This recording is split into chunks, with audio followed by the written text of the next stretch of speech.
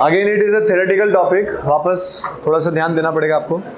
Discount on issue of debentures और loss on issue of debentures हमने sum किया.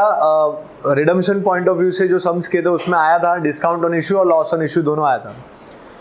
हमने डिस्काउंट ऑन इश्यू मतलब क्या बोला था? डिस्काउंट ऑन इश्यू का मतलब है कि जब हम डिबेंचर्स को डिस्काउंट पे इशू करते हैं, so it is called as discount on issue. और जब हम डिबेंचर्स को प्रीमियम पे रिडीम करते हैं तो हमारे लिए लॉस होता है, तो उसको हम लोग बोलते हैं loss on issue of debentures. ठीक है, लेकिन जो loss on issue of debentures it is a wider term. When I say it is a wider term, it includes discount on issue, because discount on issue is also loss on issue. हमारे लिए loss ही है वो. अगर हम कम में बेच रहे हैं, 100 की चीज 95 में बेच रहे हैं, 5 रुपए लॉस, मतलब कम में बेच रहे हैं, तो हमारे लिए क्या है? लॉस ही है. लेकिन उसको डिस्काउंट वर्ड क्यों बोला है? बिकॉज हम लोग जब डिबेंचर इशू कर रहे हैं तो कम में दे रहे हैं, इसके लिए उसको क्या बोला है? डिस्काउंट में देना. लेकिन डिस्काउंट का मतलब discount is considered as loss. So loss of issue is a wider term as compared to discount on issue. I can say like this: loss on issue includes discount, but discount does not include loss. Wider term कौन सा है? Loss on issue of debenture is a wider term. Wider term का मतलब क्या होता है? ज्यादा बड़ा टर्म, उसके अंदर डिस्काउंट ऑन इशू आ जाता है. मतलब अगर मैं डिस्काउंट लॉस ऑन इशू बोलूं तो उसमें प्रीमियम ऑन रिडम्पशन भी आ जाएगा और डिस्काउंट भी आ जाएगा, दोनों आ जाएगा. मतलब यहां पे दो चीज आ जाएगी. क्या? कौन सी? एक तो डिस्काउंट भी आ जाएगी इसके अंदर, डिस्काउंट ऑन इश्यू आ जाएगा, और दूसरा क्या आ जाएगा? Premium on redemption. ये दोनों चीजें आ जाएंगी. तो कभी कभी टेक्स्ट बुक में आपको क्या करते हैं वो लोग? डिस्काउंट और रिडम्पशन, प्रीमियम का रिडम्पशन दोनों मिक्स करके लॉस ऑन इश्यू दे देते हैं. जब आपने सॉल्यूशन देखा होगा, एक दो जन ने से पूछा भी था, सर डिस्काउंट तो दिख ही नहीं रहा इधर. हमने डिबेंचर इशू किए डिस्काउंट पे और रिडीम किए प्रीमियम पे, तो डिस्काउंट ऑन इश्यू भी दिखना चाहिए डेबिट में, लॉस ऑन इश्यू भी दिखना चाहिए, लेकिन दोनों नहीं दिख रहा है, खाली लॉस ऑन इश्यू दिख रहा है. क्यों लॉस ऑन इश्यू दिख रहा है? क्योंकि loss on issue includes what and what? Discount on issue as well as premium. But where as discount on issue is only discount on issue. मतलब आप डिस्काउंट दे रहे हो वही, but it which is a wider term. कौन सा बड़ा है? डिस्काउंट जिसके अंदर है वो बड़ा है. मतलब loss on issue is a bigger term, wider term. तो जब भी आप अकाउंटिंग ट्रीटमेंट करोगे, you will consider it as what? Loss on issue. मतलब discount on issue is loss on issue, premium on redemption is also loss on issue. But दोनों में से कौन सा बड़ा टर्म है वो ध्यान रखना है. क्या? Loss on issue. Loss on issue includes two thing. Issue के टाइम पे कम बेच रहे, कम रुपए में बेच रहे, तो वो भी आपका लॉस है. और जब रिडीम करेंगे प्रीमियम पे तो वो भी आपका लॉस है, अभी दिखाना है आपको. तो that is loss on issue and discount on issue. दोनों में क्या डिफरेंस है समझा तुमको? क्या बोल रहा हूं? डिस्काउंट ऑन इश्यू मतलब जब हम डिबेंचर्स को इशू करते हैं तो कम में बेचते हैं तो उसको बोलते हैं discount, but it is also a loss क्योंकि कम में दे रहे हो आप. दूसरा चीज, अगर आप प्रीमियम पे रिडीम करने वाले हो डिबेंचर्स को, किस पे रिडीम करने वाले हो? प्रीमियम. मतलब एक्स्ट्रा देने वाले हो आप उनको, तो एक्स्ट्रा देने वाले हो तो वो आपके लिए आज ही लॉस हो जाएगा. सो इट इज ऑल्सो लॉस. हम एंट्री मारते तो क्या दिखाते थे मालूम है ना आपको? अगर प्रीमियम ऑन रिडम्पशन नीचे लिखा तो वही सेम अमाउंट ऊपर आता था, loss on issue. So loss on issue includes this two things. So you can consider discount on issue and loss on issue together. तो कौन सा वाइडर टर्म है? Loss on issue. Discount on issue is a narrow term. Discount on issue does not include loss on issue, but loss on issue includes discount. वो ध्यान रखना है आपको. ठीक है, this is very important. Now this loss on issue of debentures should be written off over a period of life of debentures. Remember this thing. Write off का मतलब क्या होता है?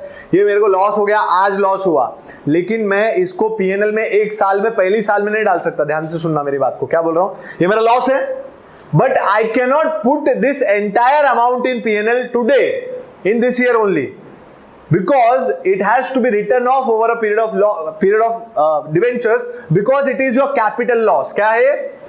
जैसे आप एसेट खरीदते हो तो वो आपका कैपिटल एसेट है. आप एसेट खरीदने पे पूरा जितना भी एसेट खरीदा है वो पूरा पीएनएल में डाल देते हो क्या?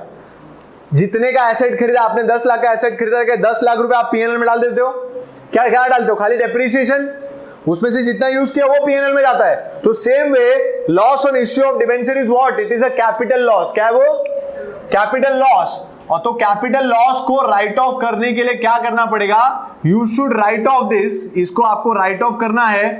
तो राइट ऑफ कैसे करोगे, it will be written off over the life of debentures, life of debentures. What is meaning of life of debentures, suppose मैंने बोला 10 साल के बाद वापस पैसा दूंगा, तो life of debenture is how much, 10 years। So suppose आपका लॉस ऑन इशू, डिस्काउंट और प्रीमियम दोनों मिला के 1 लाख रुपया है, तो आप हर साल 10,000 रुपए पीएनएल में डालोगे।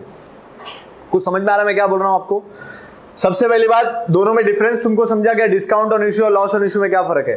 Discount on issue is just an amount, जब हम डिस्काउंट पे डिबेंचर इशू कर रहे हैं तो जितना डिस्काउंट दे रहे that is discount on issue.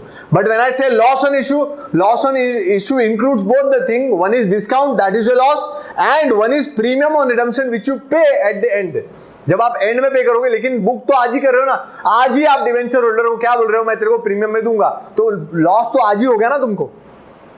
आपने कमिट क्या कर दिया कि मैं आपको 10 रुपीज एक्स्ट्रा दूंगा उस टाइम पे, तो लॉस आपका आज ही हो गया। और ये लॉस कौन सा लॉस होता है, कैपिटल लॉस। और कैपिटल लॉस को एक ही साल में राइट ऑफ नहीं किया जाता है, उसको राइट ऑफ करने का मतलब पीएनएल में डालना। तो पीएनएल में एक ही साल में नहीं डाला जाता है, उसके लिए क्या करना पड़ेगा, you have to write off this loss over the life of debenture. When I say over the life of debenture, suppose 5 साल डिबेंचर का लाइफ है और आपका लॉस 1 लाख है, तो हर साल पीएनएल में कितना कितना डालोगे, 20,000 करके आप खत्म करोगे। समझ में आया क्या बोल रहा हूं? नाउ रिमेंबर वन थिंग, अगर ये राइट ऑफ करना है आपको over the life of debentures, so there will be 2 parts. कितने? 2 पार्ट होंगे। लॉस ऑन इशू के 2 पार्ट होंगे, ध्यान से सुनना। अब जैसे मैंने बोला loss on issue of debentures अगर है तो उसके 2 पार्ट बनेंगे। कैसे 2 पार्ट बनेंगे मैं समझा रहा हूं आपको, ध्यान से सुनना। मैंने बोला कि सर मेरे को ना जो लॉस है वो 10 साल में राइट ऑफ करना है। कितने साल में? 10,000 हजार हर साल में पीएनएल में डालूंगा, ठीक है। सो अब क्या होगा, पहला साल है तो मेरे पास लॉस ऑन इशू कितना है टोटल, 1 लाख रुपया। ये कहां से आया 1 लाख रुपया, हमने सम्स किया है, डिस्काउंट और प्रीमियम को दोनों को ऐड करके लॉस ऑन इशू मिलेगा, तो वो टोटल कितना है, 1 लाख। अच्छा, ये 1 लाख कितने साल में राइट ऑफ होने वाला है? 10 साल में राइट ऑफ होने वाला। तुमको कुछ समझ में आ रहा है मैं क्या बोल रहा हूं? 10 साल में ये पैसा आप पीएनएल में डालोगे, लेकिन एक साथ डालोगे क्या, आज ही डालोगे क्या, कभी डालने का है?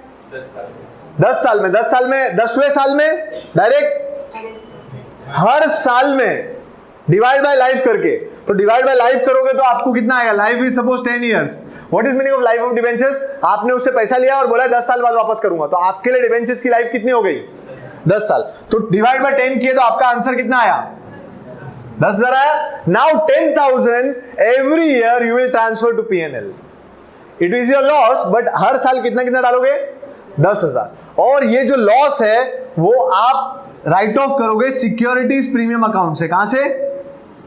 तो आपको सिक्योरिटी प्रीमियम अकाउंट यूज करना पड़ेगा, and securities premium account use करोगे तो उसको डेबिट करना पड़ेगा to statement of to loss on issue. क्या बोलोगे, लॉस ऑन इशू।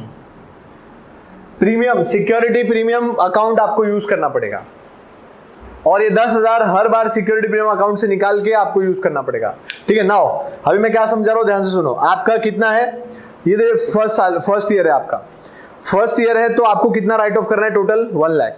लेकिन इस साल कितना राइट ऑफ होगा, 10,000। कितना राइट ऑफ नहीं होगा इस साल, are you getting it, what I am telling you, 90,000 write off. So 90,000, ध्यान से सुनना, this 90,000 will be shown under the heading non-current asset, other non-current asset। क्या बोला गांव वालों, ये 90,000 जो 12 महीने के बाद राइट ऑफ होगा ना, ये तो अरे आपने क्या बोला सर, इस साल कितना राइट ऑफ करो खाली, मतलब within 12 months how much amount is to be return off, 10,000। And after, अगर ये विद इन 12 months है तो ये आफ्टर 12 months है, मतलब अगले 9 साल में ये राइट ऑफ होगा। तो अगले 9 साल में जो राइट ऑफ होगा, it will be shown under the heading non current asset. Non current asset because it is your loss. Loss can not B liability. तो ये आपका लॉस है, ये 90,000 12 महीने के बाद राइट ऑफ होने वाला है, तो इसको क्या करना पड़ेगा, you have to show under the heading what. ये राइट ऑफ कब होने वाला है, राइट ऑफ आफ्टर, बोलो 12 months। अगर राइट ऑफ आफ्टर 12 months होगा तो ये दिखेगा नॉन बोलो, करंट एसेट हेडिंग में और सब हेडिंग में अदर नॉन करंट एसेट। तुमको समझ रहा है मैं क्या बोल रहा हूं एवरीवन? अगर आपका ये लॉस है वो मतलब 9 इयर्स में राइट ऑफ होने वाला है, मतलब इसको अभी 12 महीने के बाद राइट ऑफ करने वाले हम। अभी तो कितना है खाली राइट ऑफ करने वाले? 10,000 को अभी राइट ऑफ करेंगे तो 90,000 को 12 महीने के बाद राइट ऑफ करेंगे, तो 90,000 कहां दिखेगा? नॉन करंट एसेट में, अदर नॉन करंट एसेट में। और ये 10,000 which is to be return off within 12 months, within it will be shown on the heading current asset, other current asset। तुमको समझ में आ रहा है क्या बोल रहा हूं मैं? अरे तुमको पता चल रहा है क्या हो रहा है? मेरे को पता चल रहा है, तुमको आ रहा है क्या हो रहा है? मैंने क्या बोला आपको? आपका ये जो लॉस ऑन इश्यू है वो कैपिटल लॉस है। सबसे पहली बात, if it is a capital loss you need to write off it. Write off करने का मतलब उसको पीएनएल में डालना पड़ेगा हर साल। अगर आप उसको पीएनएल में डालोगे तो क्या करना पड़ेगा? पीएनएल में डालने के लिए आप पूरा कैपिटल लॉस एक साथ नहीं डाल सकते, क्योंकि आपका capital loss can not be credited to PNL in the entire 1 year. क्योंकि कैपिटल लॉस को राइट ऑफ करने का रूल क्या है कि उसके लाइफ, जितना भी लाइफ होता है एसेट का, उस लाइफ पे डिवाइड करना पड़ता है आपको। तो अपन ने डिवाइड किया, सर हमारा लॉस ऑन इश्यू 1 लाख है, 10 साल लाइफ है, हर साल कितना राइट ऑफ होगा? 10,000 it will B return of every year.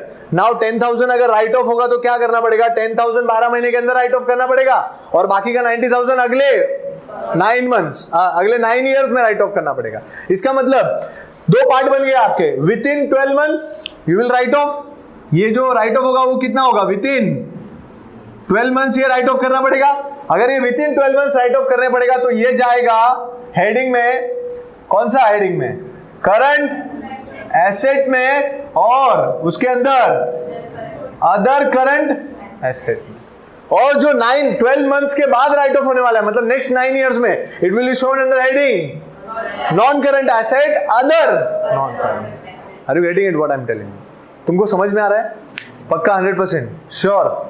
Very important ना, क्योंकि ये एग्जाम में पूछेगा तो आपको पता चलना चाहिए। ऑब्जेक्टिव में पूछ सकता है, 1 मार्क का क्वेश्चन आ सकता है, और 1-1 मार्क्स के क्वेश्चन आप ऐसे छोड़ते जाओगे तो बहुत प्रॉब्लम होगा। ये सब अंदर से है, मतलब आप ये सब टॉपिक छोड़ देते हो बाद में। ये छोटे छोटे टॉपिक कौन देखेगा? ऐसा बाद में उसमें से क्वेश्चन आता है। So you have to take it very deeply. So discount on issue and loss on issue दोनों सेम टर्म है क्या? Which is more wider term? Why it is more wider term? It includes discount on issue as well as premium on redemption, दोनों आ जाता है, और दोनों मिला के क्या बनता है?